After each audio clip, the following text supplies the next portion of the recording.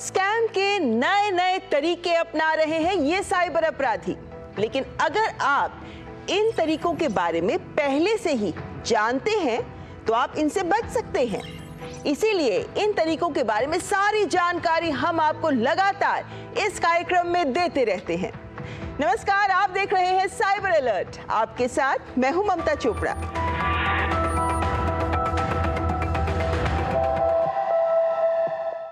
आजकल cyber crime का hotspot बन गए हैं सोशल नेटवर्किंग एप्स। हम सब सोशल नेटवर्किंग के लिए कई एप्लीकेशंस यूज करते हैं। इनमें बहुत से पॉपुलर एप्स में से एक है व्हाट्सएप। इसके फीचर्स इसे यूजर फ्रेंडली बनाते हैं और एन्क्रिप्शन के कारण सुरक्षा भी मजबूत है। इसकी पॉपुलैरिटी को देखते हुए ही ये स्कैमर्स भी आपको व्हाट्सएप पर कई तरीकों से टारगेट कर रहे हैं। अगर आप इनके तरीकों से अवगत हैं तो इनके स्कैम से आप बच सकते हैं। आज कार्यक्रम में होगी बात व्हाट्सएप पर हो रहे विभिन्न प्रकार के स्कैम्स की, और साथ ही आपको करेंगे सावधान उन ठगों से जो चार धाम यात्रियों को ठग रहे हैं। पर पहले बात व्हाट्सएप के माध्यम से हो रहे साइबर स्कैम्स की। अब बात OTP, fake link, digital arrest से आगे बढ़ गई है। खतरा नया है, हैरान करने वाला भी है, और इस बात की संभावना बहुत अधिक है कि आप इसके झांसे में आ सकते हैं। ये है व्हाट्सएप पर फोटो स्कैम। जब आपको व्हाट्सएप पर कोई मैसेज आता है, कोई फोटो भी होती है, तो आप क्या करते हैं? आदतन ही आप क्लिक करके फोटो को डाउनलोड कर लेते हैं, फिर चाहे किसी जान पहचान के व्यक्ति ने भेजी हो या फिर किसी अनजान व्यक्ति ने। अब अगर देखनी है तो डाउनलोड तो करनी ही पड़ेगी, और ये कोई अटैचमेंट तो है नहीं, फोटो ही तो है। लेकिन अब स्कैमर आपकी इसी आदत को भुना रहे हैं स्कैम करने के लिए। स्कैमर सोचते हैं कि व्हाट्सएप पर फोटो भेजता हूं, क्लिक तो जरूर करेगा। लेकिन ये बिल्कुल सेफ दिखने वाली इमेजेस अब है खतरे की घंटी। इनमें छिपा हो सकता है कोई मैलवेयर, कोई कोड या वायरस जो आपकी निजी जानकारी, आपके banking information, OTP, passwords, UPI data आदि सब चुरा सकता है। और तो और ये मैलवेयर आपके फोन का कंट्रोल भी ले सकता है। इसे पहचानना इसलिए मुश्किल है कि इसमें कोई एपीके फाइल नहीं होती, कोई लिंक नहीं होता। आप समझदार बन गए हैं, पता है कोई लिंक नहीं क्लिक करना, लेकिन एक सिंपल फोटोग्राफ, अब अनजान व्यक्ति से आई फोटो ही खतरा हो सकती है। इसे खोलते ही आपकी डिवाइस कॉम्प्रोमाइज हो सकती है। आपके एप्स, फाइल्स, डेटा तक मैलवेयर पहुंचकर आपकी साइबर सुरक्षा खतरे में डाल सकता है, आपका नुकसान कर सकता है। लाडो 3 वर्ष की हो चली है। लाडो की तुतलाती बोली उसकी मासूमियत पर 4 चांद लगा रही है। राज घर का काम भी करता और लाडो को उसके माँ पिता से ज्यादा प्यार करता। माँ की व्यस्तता रहती तो ख्याल रखना राज की जिम्मेदारी होती। दादी का प्यार बस एक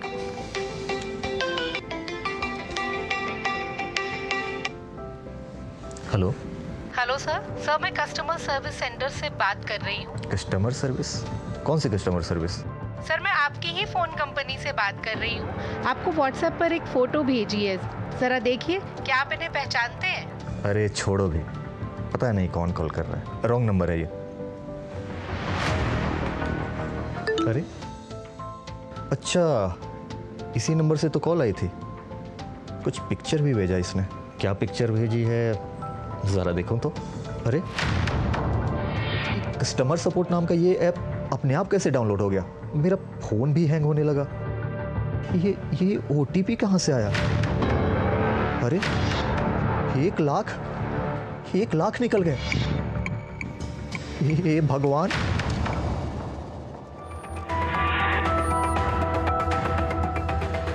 बस एक फोटो पर ही तो क्लिक किया था, लेकिन फोटो डाउनलोड होते ही स्कैम हो गया। आप कहेंगे कि ये कैसे हुआ? मैंने तो कोई लिंक क्लिक नहीं किया, कुछ गलती नहीं की। जो आप हर रोज नॉर्मल रूटीन में करते आ रहे हैं वही तो किया।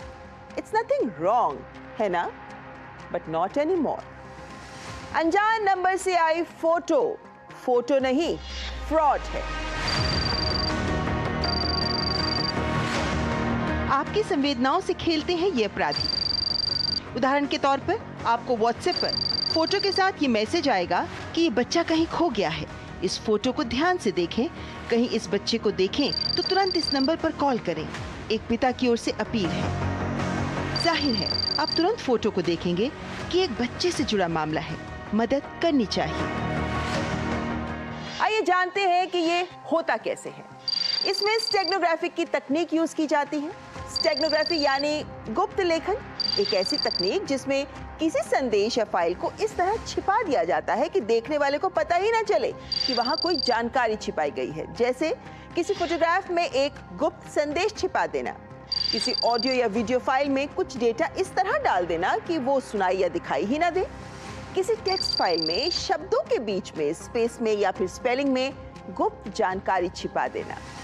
पहले इसका प्रयोग खुफिया एजेंसियों के द्वारा, एक्टिविस्ट के द्वारा ही किया जाता था, लेकिन अब ये तकनीक स्कैमर्स के हाथ लग चुकी है, जो इमेज में कोड या मैलवेयर को छिपा देते हैं। अब जैसे ही फोटो खोलते हैं, मैलवेयर एक्टिवेट हो जाता है। कोई ओटीपी नहीं चाहिए, पर आप सीधे स्कैमर के चंगुल में। कोई ऐप डाउनलोड हो जाता है, आपकी जानकारी चुरा ली जाती है, दूर बैठे ही आपका फोन एक्सेस कर लेते हैं, नेट बैंकिंग के द्वारा आपका खाता खाली कर देते हैं। अधिकतर ये स्कैम व्हाट्सएप पर ही किए जा रहे हैं, लेकिन आप इससे बच सकते हैं।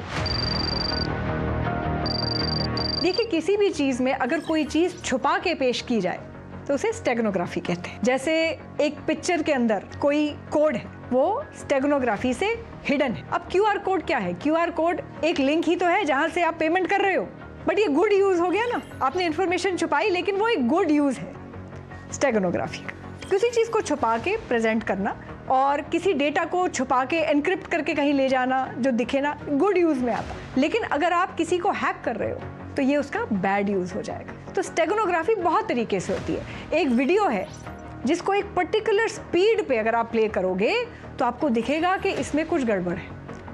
अगर आप उसको नॉर्मल प्ले कर रहे हो, आपको कुछ नहीं दिख रहा उस वीडियो में, सब ठीक तो है। जैसे आपने देखा होगा कोई पिक्चर, उसको अगर किसी डिफरेंट लाइट में देखोगे, आप इंफ्रारेड लाइट में देखोगे तो वो पिक्चर आपको अलग दिखती है। आपने पुरानी मूवीज में देखा होगा, कभी किसी इंक के ऊपर कोई और कलर डाला जाए तो वो इंक दिखती है, नहीं तो वो इंक इनविजिबल है। तो ऐसे बहुत सारे तरीके हैं जैसे आप किसी भी इंफॉर्मेशन को सामने जो दिखाते हो उसके पीछे कोई और इंफॉर्मेशन है जो आपको नहीं आ रही समझ। जैसे मैंने आपकी पिक्चर पे क्लिक किया, उसके अंदर वायरस था। मैंने सोचा मैंने तो किसी लिंक को क्लिक ही नहीं किया, तो मेरे पास फ़ोन पे क्यों हो जाएगा, कोई मैलवेयर कैसे आ जाएगा या मेरा पासवर्ड कैसे चोरी हो जाएगा। लेकिन मैंने आपकी पिक्चर को क्लिक किया था, उस पिक्चर के पीछे लिंक था। और अगर आप इससे बचना चाहते हैं तो व्हाट्सएप यूजर्स को ध्यान देने हैं ये 5 काम आपको जरूर कर लेने हैं। पहला, अगर आप नहीं चाहते कि कोई आपका व्हाट्सएप हैक करे तो फिर व्हाट्सएप पर 2 फैक्टर वेरिफिकेशन को जरूर एक्टिवेट करें। इसके लिए करना क्या होगा, सेटिंग्स में जाएं, अकाउंट ऑप्शन पर क्लिक करें, 2 स्टेप वेरिफिकेशन पर जाकर इसे टर्न ऑन करें। 6 डिजिट का पिन डालें। वैसे पिन क्या डाला आपने? Date of birth, family member की date of birth, mobile number के डिजिट्स? अरे नहीं, बिल्कुल यूनिक नंबर रखें जिसका कोई भी अंदाजा ना लगा सके। इसके बाद आप इसे कंफर्म करें और सेव पर क्लिक कर दें। इससे होगा ये कि कोई अगर आपका व्हाट्सएप हैक करने का प्रयास करेगा तो उसे चाहिए होगा ये 6 डिजिट का पिन, जिसके ना होने पर वो हैक नहीं कर पाएगा। दूसरा कदम, व्हाट्सएप पर ऑटो डाउनलोड ऑप्शन को बंद रखें। इसके लिए आपको करना क्या है, आपको सेटिंग्स में जाना है, स्टोरेज एंड डेटा पर जाकर मीडिया ऑटो डाउनलोड पर जाना है। यहाँ 3 ऑप्शंस दिखेंगे, मोबाइल डेटा यूज करते हुए, वाईफाई यूज करते हुए या फिर रोमिंग पर। क्या क्या ऑटो डाउनलोड हो, यानी फोटो, ऑडियो, वीडियो और डॉक्यूमेंट्स, आप किसी को भी टिक ना करें। अब आपके व्हाट्सएप पर कुछ भी आपकी मर्जी के बिना डाउनलोड ही नहीं होगा। तीसरा स्टेप, कोई आपको बिना मर्जी के अपने आप किसी ग्रुप में ना डाल पाए, इसके लिए आपको करना यह है कि सेटिंग्स में प्राइवेसी में जाकर ग्रुप्स ऑप्शन में जाइए। यहाँ पर आपको 3 ऑप्शंस मिलेंगे कि कौन आपको ग्रुप में ऐड कर सकता है। इसमें माय कॉन्टैक्ट्स को सिलेक्ट कर दें, यानी अब आपके कॉन्टैक्ट लिस्ट के लोग ही आपको किसी ग्रुप में जोड़ सकेंगे। किसी अनजान व्यक्ति को आपके किसी ग्रुप में जोड़ने के लिए आपको इनवाइट भेजना होगा। तो आपको ग्रुप में जुड़ना है या नहीं, ये आपका डिसीजन होगा। 4th स्टेप, मैं आपको कहती रहती हूँ ना कि अनजान लोगों की व्हाट्सएप कॉल्स ना उठाएं, तो इसके लिए भी आप एक आसान सा काम करें। अनजान लोगों से आ रही व्हाट्सएप कॉल को आप साइलेंट कर सकते हैं। करना क्या है, सेटिंग्स में जाएं, प्राइवेसी में जाएं, कॉल्स साइलेंस अननोन कॉलर्स को एक्टिवेट कर दें। इससे अनजान लोगों से आ रही कोई भी व्हाट्सएप कॉल बजेगी ही नहीं, तो आप उठाएंगे ही नहीं। हालांकि ये आपके व्हाट्सएप कॉल्स टैब में जरूर नजर आएंगी। 5वां काम जिसकी आपको आदत डाल लेनी है, और वो है कि किसी भी अनजान नंबर से आए कोई भी फोटो वीडियो डाउनलोड ना करें। ना आप डाउनलोड करेंगे, ना आप झांसे में आएंगे। तो बस ये 5 काम जरूर कर लें। मुश्किल है क्या? नहीं ना। बस स्मार्ट यूजर बनना जरूरी है ताकि आप इन्हें कर सकें आउट स्मार्ट। एक सुझाव भी है कि जिस नंबर पर आप व्हाट्सएप यूज करते हैं उस नंबर पर नेट बैंकिंग ना करें, और किसी नंबर पर संदेह हो तो तुरंत उसे ब्लॉक कर दें और उसकी शिकायत भी करें। ध्यान रहे,